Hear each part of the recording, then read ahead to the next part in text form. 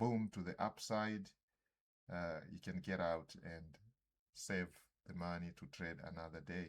Okay, so basically this is what we're going to do.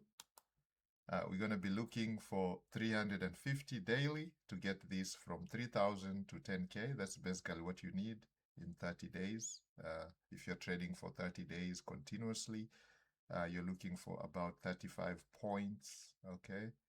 35 points a day if you're using the one lot size.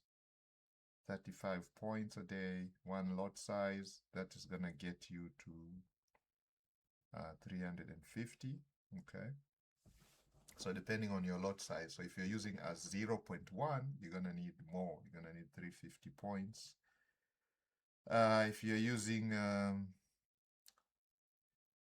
different lot size, you can calculate that, okay? You can do the maths.